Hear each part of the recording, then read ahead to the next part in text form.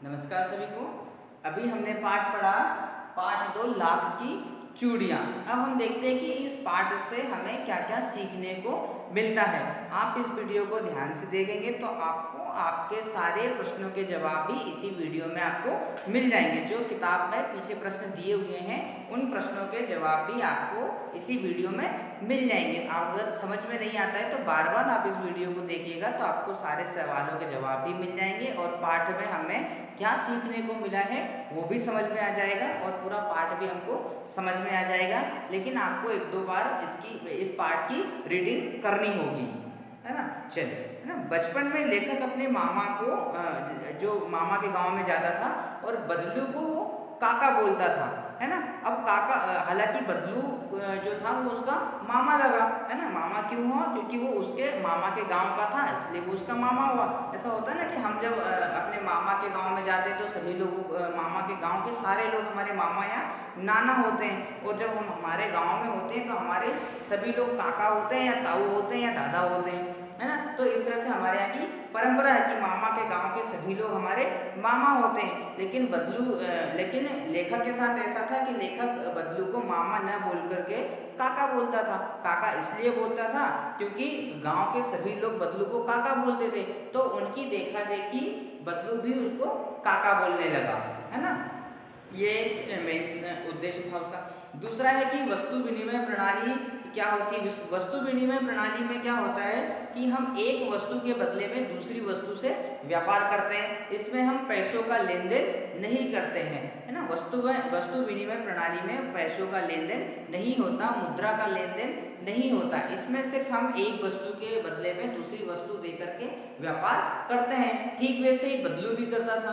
बदलू क्या करता था कि जब लाख की चूड़ियां किसी को देता था तो उनके बदले में ग्राहक जो थे वो या तो उनको गेहूं देते थे या कोई दूसरा अनाज देते थे, दाल देते थे, मसाले देते थे, कपड़े देते थे या कोई गहने देते थे। इस तरह की चीजें वो बदलू को देते थे और बदले में बदलू उनको चूड़ियां देता था। तो वो आपस में वस्तु विनिमय कर लेते थे, वस्तु का आदान प्रदान कर लेते थे, है ना। बदलू उनके बदले में अपनी चूड़ियों के बदले में पैसा नहीं लेता था।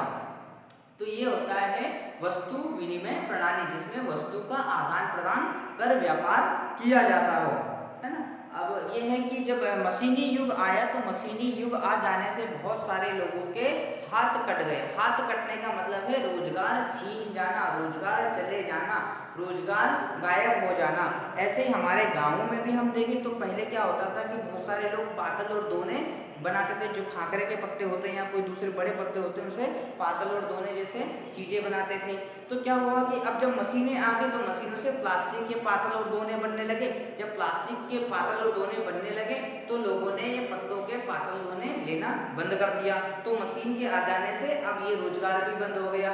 ऐसे बदलू का रोजगार भी हुआ कि लोगों ने कांच की चूड़ियां खरीदना शुरू कर दिया, तो हमारे पास से बदलू के पास से उसका रोजगार चला गया, है ना। तो अब मशीन युग आ जाने से धीरे धीरे गांव के रोजगार खत्म होने लगे हैं या हस्त निर्मित रोजगार जो थे वो बंद होने लगे हैं, है ना। पहले क्या होता था कि लोग हाथों से मिट्टी की मूर्तियां बनाते थे, है ना। ये भी एक रोजगार है, तो हाथ से मिट्टी। लेकिन अब क्या हुआ कि मशीनों से प्लास्टर ऑफ पेरिस की पीओपी की मूर्तियां बनने लगी, है ना। कांच की मूर्तियां बनने लगी, पत्थरों की मूर्तियां बनने, तो धीरे धीरे ये रोजगार भी लोगों के हाथ से चला जाने लगा। पहले क्या होता था कि लोग हाथ से टोकरियां बनाते थे, है ना। हाथ से वो बांस की टोकरियां बनाते थे। तो लेकिन अब क्या हुआ कि प्लास्टिक की डलियां बनने लगी है, प्लास्टिक की बाल्टियां बनने लगी। तो इससे क्या होता था कि जो लोग बांस से काम करते थे उनका भी धीरे धीरे रोजगार जाने लगा, उनका भी रोजगार छीन लिया गया। तो मशीनी युग आ जाने से लोगों के पास से अपना रोजगार छीन लिया गया, है ना। लोग अब हाथ से बनी हुई चीजें नहीं बनाते हैं क्योंकि मशीन से बनने लगा। अब मशीन की गति ज्यादा होती है, स्पीड ज्यादा होती है, तो वो ज्यादा से ज्यादा उत्पादन कर देती है। तो वहां पर क्या होता है कि लोगों की मांग की पूर्ति भी ज्यादा होने लगी है ना। और हाथ से जब बनाते तो वो धीरे धीरे बनाते थे तो स्पीड कम होती थी, तो लोगों की मांग की पूर्ति नहीं हो पाती थी। तो इस कारण से धीरे धीरे मशीनों का दावेदारी बढ़ती गई और हाथ से बने हुए रोजगार धीरे धीरे खत्म होने लगे, है ना। इस पंक्ति से लेखक किस और करता है। बदलू के मन में ऐसी कौन सी व्यथा थी जो लेखक से किसी से छिपी न रह सकी, है ना। अब ऐसे उसके मन में जब आखिरी बार जब लेखक उससे मिलने गया, जब लेखक बड़ा हो गया और बदलू से मिलने के लिए गया, जब बदलू का रोजगार छीन गया था, बदलू ने लाख की चूड़ियां बनाना बंद कर दी थी, उस समय जब उससे मिलने गया तो उसने अपनी ऐसी कौन सी पीड़ा व्यक्त की होगी जो लेखक को उसने बताई है। हालांकि उसने अभी तक किसी को अपनी पीड़ा बताई नहीं, लेकिन लेखक के पूछने पर उसने बताया कि अब मशीनी युग आ गया है, मशीनी युग आ जाने से गांव के लोग भी शहर से कांच की चूड़ियां खरीदने लगे हैं, है ना। वो जब कांच की चूड़ियां खरीदने लगे हैं तो लाख की चूड़ी बिकती नहीं है, कौन खरीदे अब लाख की चूड़ियां, है ना। लाख की चूड़ी भारी भी होती है और कांच की चूड़ी थोड़ी हल्की होती है ना। तो लोग हल्का पहनना पसंद करने लगे हैं कि लोगों की अब कलाइयाँ नाजुक है ना, महिलाओं की कलाइयाँ नाजुक है, तो वो हल्की चूड़ी पहनेगी, भारी चूड़ी यदि पहनेगी तो उनके हाथ में मोच आ जाएगी, ऐसा वो ताना मारता है ना। बदलू ऐसा ताना मारता है आज की महिलाओं को कि भाई अब यदि लाख की भारी भारी चूड़ियां पहनेगी तो महिलाओं के हाथ में मोच आ जाएगी, इसलिए वो कांच की हल्की चूड़ियां पहनती है। और कांच की चूड़ियां जल्दी बन जाती हैं और बहुत ही आकर्षक होती है, सुंदर होती है, डिजाइनदार होती है, तो वो आजकल फैशन के ज़माने में महिलाएं कांच की चूड़ियां पहनने लगी। तो मेरे हाथ की बनी हुई चूड़ियां कौन पहनेगा, इसलिए मैंने रोजगार बंद कर दिया। यही उसकी एक पीड़ा भी थी, यही उसकी एक तकलीफ भी थी जो उसने लेखक को बताई।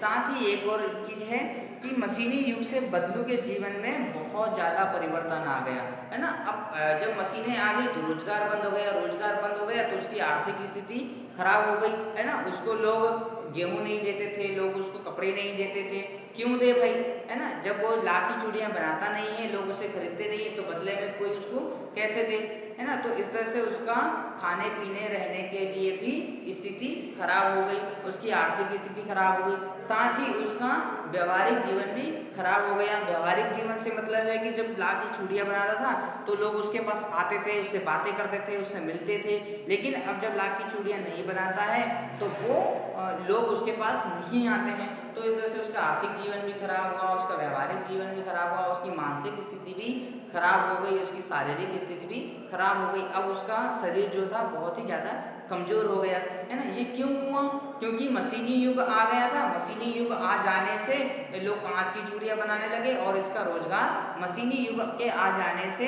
कम हो गया, तो इस वजह से उसको इतना सारा उसके जीवन में इतना प्रभाव पड़ा है।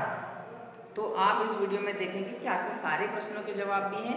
आपको ये सारे प्रश्नों के उत्तर अपनी कॉपी में लिखना है, आपकी फेयर कॉपी में लिखना है और उनको याद भी करना है। जब आपसे कहा जाएगा तब आपको वो कॉपी हमें दिखानी है ना। जब आपको स्कूल से निर्देश दिए जाएंगे तब आपको अपनी कॉपी की फोटो खींच करके आपको भेजना पड़ेगा, है ना। लेकिन तब तक आप ये पार्ट 1 ध्वनि, पार्ट 2 लाख की चूड़ियां, इन दोनों पाठों के प्रश्नों के उत्तर आपको कंप्लीट करना है और उसको याद भी करना है ना। जब भी परीक्षा होगी तब आपसे प्रश्न पूछे जाएंगे, है ना।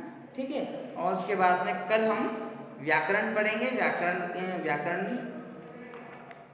कल हम व्याकरण पढ़ेंगे ना, व्याकरण की तैयारी करें। और तब तक आप पार्ट 1 और पार्ट 2 को 1-2 बार पढ़ लीजिएगा तो आपको समझ में आ जाएगा पूरा पाठ, है ना। ठीक है।